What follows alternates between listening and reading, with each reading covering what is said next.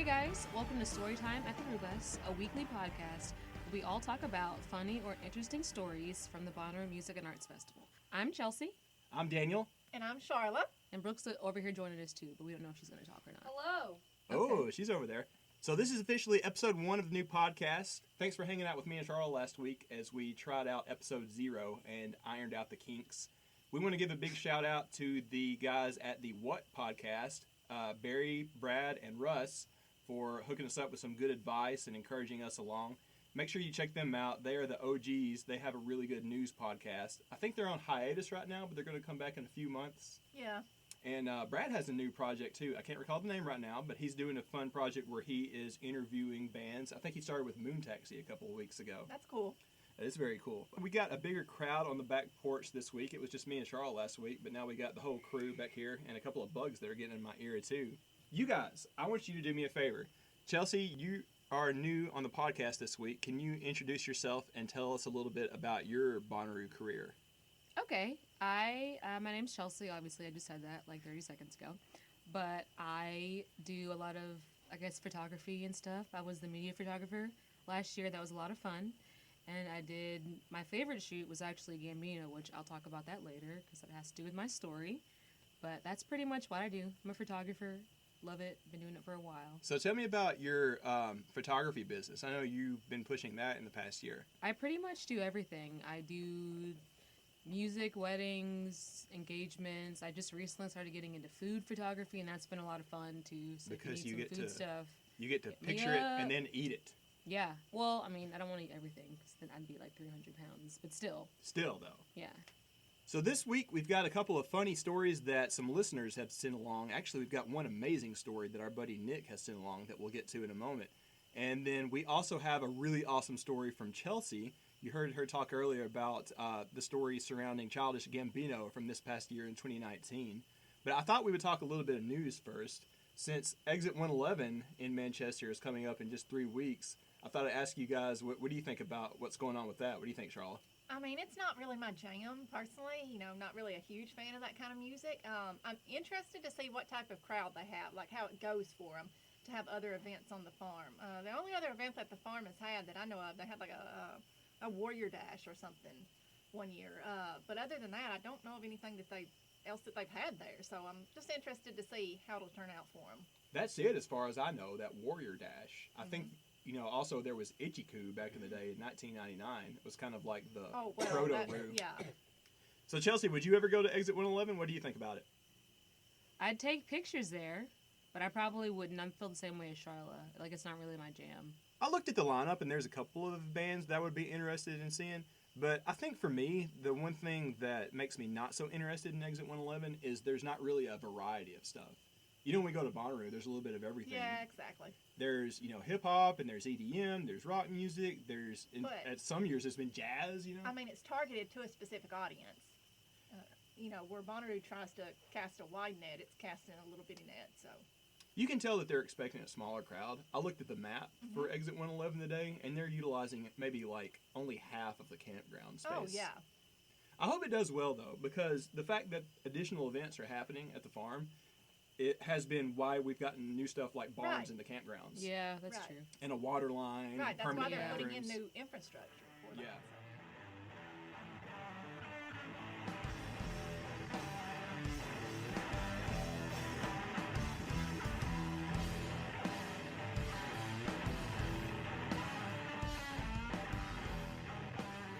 So guys, let's get into the stories that we had this past week that were sent in to us from some listeners. We put out a couple of posts on Reddit and Loophole to Reality and on our Twitter account asking for some cool stories. And we got a ton in, and I'm very sorry that we can't get to them all. And if you ever don't want to post your story publicly, if you want it to be anonymous or whatever, you can always email us at therealroobus@mail.com. Not Gmail, just therealroobus@mail.com. One of the coolest ones that I got was from Claire on Twitter. She sent me a picture of their peace crew. And you guys might remember this. Do you remember there being a giant inflatable peace sign as a totem that was going everywhere? Yes. I say that like every year. That was Claire and her crew. She sent us a story, and I wonder if you want to tell us about this, Charlotte. She sent us this on Twitter. Could you read it for us? Okay, sure, absolutely. Claire said her and her crew, they were often spreading peace and love. I'll just read it word by word. said you could hear us often spreading peace and love. Peace, y'all. Hey, peace. Peace, peace, peace, as we moved around crowds and stuff. One night we were all pretty exhausted and taking a breather at a picnic table in between sets. We were getting pretty hungry, and some of us started getting snippy with each other. Not really fighting or anything, just snippy. Then, out of nowhere, these, group of girls circled around the picnic table, running around us, all yelling, peace, peace, peace, Peace, peace. And they were gone just as quick as they arrived. We even all questioned if it actually happened, or if that's how quick these girls appeared and disappeared again. It was the funniest, most rude thing ever. The girls sensed our somewhat negative vibes, circled around us like little rude vultures, and reminded us that we're the peace crew. So from that moment on, anytime any of us started to get a little antsy or snippy, we would all chant, peace, peace, peace, and everything was all sin again. I love that. I feel like that's really representative of a lot of things that you see, like at crazy nights on the farm. Mm-hmm. Like, first of all, let's be honest. We've all gotten to the point where it's been a long, hot day, and you're a little tired, and you're just, ready for the next thing. Maybe you're a little annoyed. That's happened to us a time or two, right? Yeah. But also what's cool to me about that is, people just, running up to you and doing, crazy stuff just to give you a laugh or to cheer you up or something like that. Oh, absolutely. I could tell you, I actually had a moment to myself in 2013 when I actually sat down and I was crying. Long story. I won't get into it. But someone just came up to me and he was like, oh, are you okay? High five. And it just really made my day. It was just an amazing experience. Something like that happened to me in 2016. We were waiting on LCD's sound system to start, and we were just goofing off. We're all in a pretty good mood already, But some girl walks by, and she's got these, long LED lashes coming out of her fingers or whatever. I didn't even really know what it was. And I'm just like, hey, can you just come, put that in my face? And not only did she do that, she, grabbed me with it and started to, pull me away. And I'm like, whoa. And then the band started, and that was a wild night. We can get to that story some other time. So the other one we got is amazing. This already kind of went viral today, the day that we recorded this. This is from our good buddy Nick. He's down in Birmingham. He goes to school at UAB, and he's one of the crew with the Roo shoot. Nick replied to us on Twitter today, and this is insane. I'm going to read this as he put it, maybe expand a little bit. He says, we're taking it all the way back to pre-Roo shoot, pre-volunteer, when he was a Roo virgin back in 2013. So he's snaking his way through the back of the other tent, if memory serves him correctly, to see Walk the Moon. Nick says he's bright-eyed, bushy-tailed, and he's ready for the night set to start. This was Thursday night, so he hadn't really experienced a night on the farm. This was his first Bonnaroo, right? The sun's setting, and the moon is inching upwards. He snaps a photo that he sent us beneath the Roll Like a Rock Star sign to circle around the left side of the tent to get a better view. Nick says he gets halfway back in the back of the tent. It's time to go in. Just as he's starting to duck under the wire, he's pushed to the ground. And at this point in time, you just had regular-sized backpacks when those were allowed in Centeroo. And Nick was kind of the tank of the campsite, so everybody's asking him to carry things. We've all been there, Nick. Oh, yeah. So he's trudging her along, doing a bunch of stuff. He's getting pushed to the ground. That was quite a sight.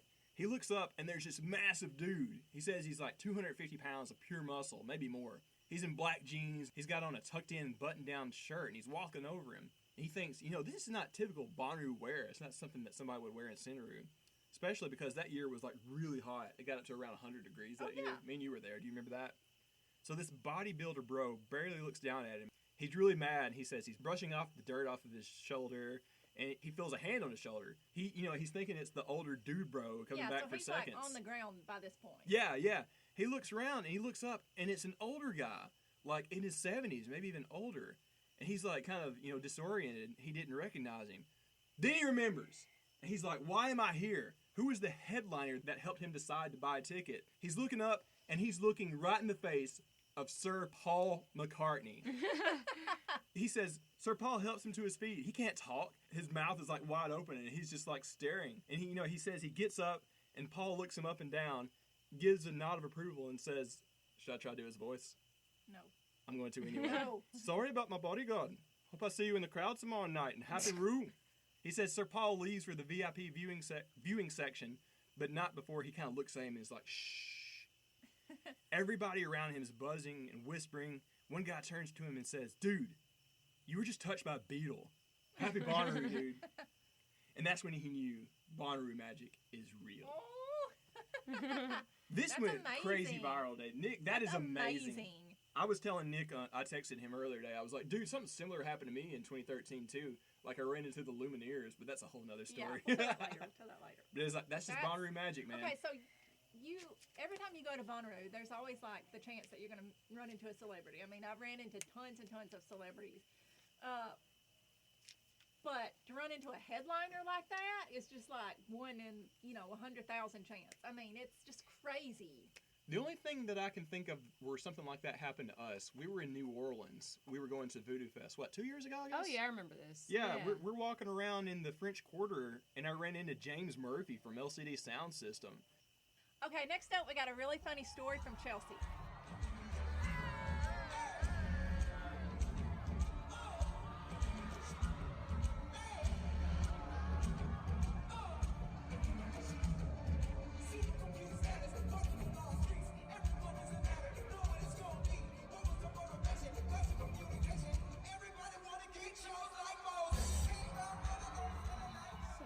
This story is just kind of ridiculous on my part, but this year, past Bonnaroo, I was really excited because I got a media pass to go in and get some pictures, and we were going to go see Gambino. And so we're in line, and everyone's, we're getting all pumped up, singing the songs, getting ready to see Gambino. And then we see this guy who looks like Gambino's twin, which is hilarious. So that was that already pumped everybody up. It freaked me out because I was talking to you and Aaron and looking over your shoulder, and I saw him, and I'm like, why would he be here? Yeah. My first thought. Pit line. Yeah. My first thought wasn't to go say hi, but I'm just like, why is he here? I'm so confused. He really did Is look. he just coming out to the pit? Yeah. That would have been hilarious. Walking around? Is he just hanging out with People everyone? would have lost their minds if it was actually him, but he looked very very, very similar. It was like Gambino, but 10 years younger. Yeah, he looked a little younger than him. he was. He younger, was like the previous album version of Gambino. He had on a Hawaiian shirt. Yeah. And his beard wasn't as thick, Yeah. Now, the crazy thing, I'm pretty sure other people saw this guy because I saw something on the internet earlier. Yeah. Someone said that they had saw a Childish Gambino lookalike at Bonnaroo. Really? Yes, Yeah. So I'm pretty sure people saw him. Okay, so for the actual part of the story, that other part kind of pumped us up, thinking we saw Gambino. It was just his, little lookalike, whatever. But we're getting the pit.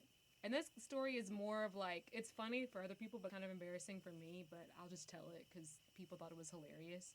So we got lucky, we got in the pit, we're pretty close to the front, and we had a buddy who was in line with us, Justin. He does some stuff with, I think, Wu-Tang Clan, isn't it?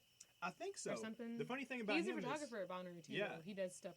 Yeah. We ran into him at the Roo Shoot meetup a couple of months earlier. Yeah. So maybe that's where he was from. But yeah, he kind of helped us out. And we were in line waiting, and we got in the pit. Everything was all good. And he was like, "You see that riser over there? There's a lot of security guards walking up to it." And then we're like, "What?" And he was like, "I think he's going to come from the riser and not the front of the stage." And everyone's like, "No, that's not going to happen." It's like, "No, he's going to come in the front. It's not going to be that big of a deal." And then we keep looking, and slowly but surely, more and more and more security guards start surrounding this riser, and we are like, okay, we got to do it because no one was near the riser. Everybody was near the front of the stage. So we ran to the riser, and then we look, and we're like, holy shit! There are literally security guards just bellowing to this riser. And we're like, oh my God, he's going to be right here. Because we were 2 feet away from the riser. We were right there on the edge. So we were freaking out. And we're like, no, is he gonna start the riser? Oh God, is it going to happen? Is it going to happen? And I'm freaking out. And I realized that, yes, in fact, he was starting at the riser. So he walks up, jumps right on top of it. And we're all screaming oh my God. And then I don't know what kind of Bonnaroo demon possessed me to say this, but I was like, "Oh my God, I'm gonna shit out of my vagina!" And I screamed that so loud, And literally, I looked at Brooke, and she turned around and gave me the most embarrassing, like, why the fuck did you just say that? And then everybody in the crowd, like, everyone, like, in that row with us just started laughing. And then I just realized what I had said, and I was like, you know what? It's okay. I'm just going to take these shots. And so I got the shots. The whole time, I was lucky because the shots came out a lot better than I thought they were going to. Amazing. Because Yeah. I was screaming the entire time. I was like, "Wah! Wah! Wah!" But, like, I mean, they worked out. I mean, Gambino probably heard me say I'm going to shit out of my vagina. But No, I'm going to tell you right now. When you said that, I kind of turned around. I was like looking at the pit because everybody's like, looking in our direction because he's starting to rise up on that thing. You had the whole pit cracking up. I know. Everybody heard that. I think he may have heard that. I don't know why I said that. It was delirious.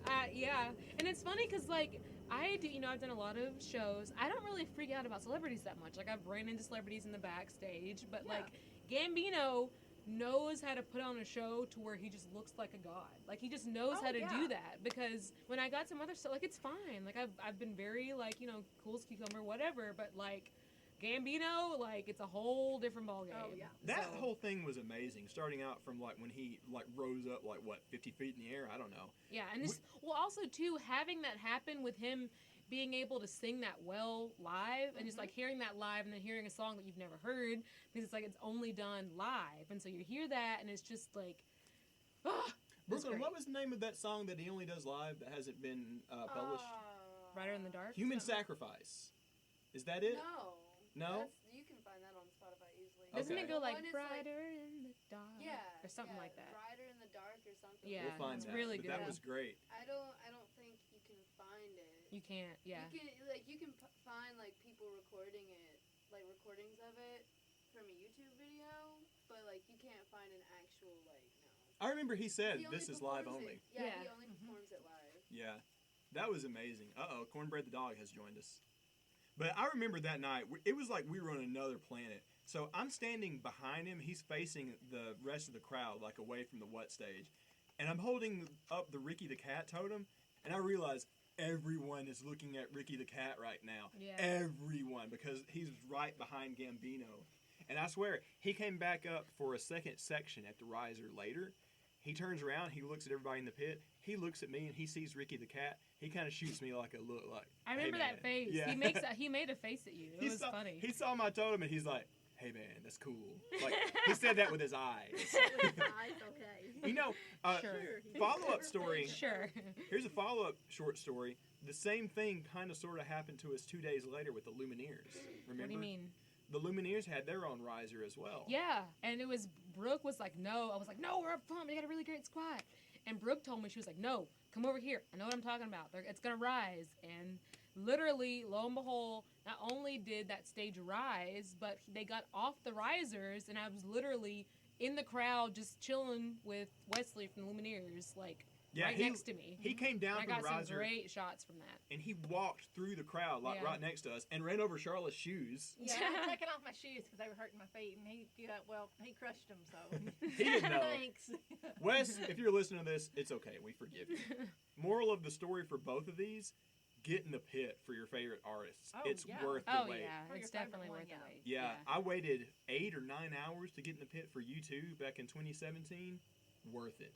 It was worth it for the, 5 hours that we waited to see Gambino up front? Wasn't that long. It was pretty long. I can't remember.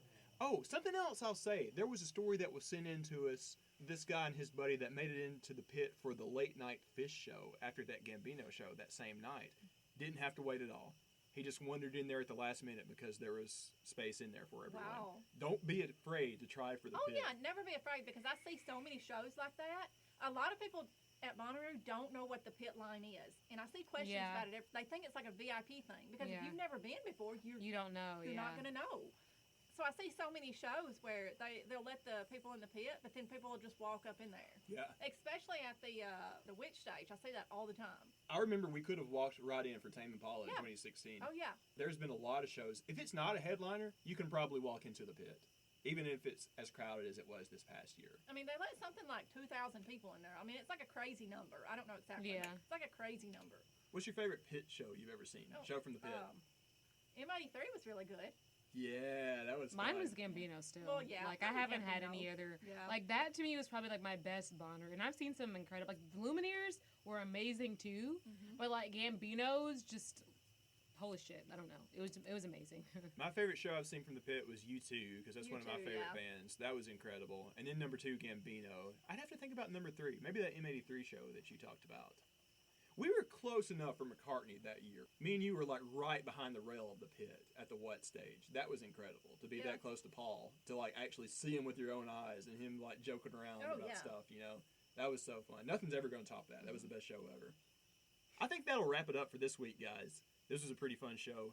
If you got any more stories like this, please send them in. You can find us on all of our social media at The Real Roo Bus. We're that on everything. And they can email us too, right? Yes. And you can always email your story if you don't want to post it. And that might be better because it'll be a surprise when everyone listens to it. Yes. Email it to therealroobus@mail.com. Not Gmail, just therealroobus@mail.com. Also, we have a couple of photos to go with Chelsea's story. We got a photo that goes with Nick's story too. And we'll be sure to throw those up on our Facebook page, our social media. So definitely go in there and check those out. So, Charlotte, where can everybody find you online? At Little Bits Vintage on Instagram. Awesome. Where can they find you, Chelsey? Instagram is CHEL_SCY_. I tag you all the time when I use your photos. So folks should know. Chel_C_Ray. Yeah. And you can find Brooklyn at Ginger Marbles on Twitter. Is that right? Ginger_marbles. Ginger_marbles. So, guys, next week when we do the show, it's going to be a lot of fun. We're going to tell the story about how the Repeat show happened at the Bus in 2018. And it sounds like we are going to have Kristen and Jared on as guests next week, too. So we're going to have a lot of fun. They're about to go on their big tour with some bands that you might have heard called The Black Keys and Modest Mouse. So we're really excited for them. Thanks for listening, everybody. Get out there, do great things, be kind, and radiate positivity. Bye. See ya! Yeah.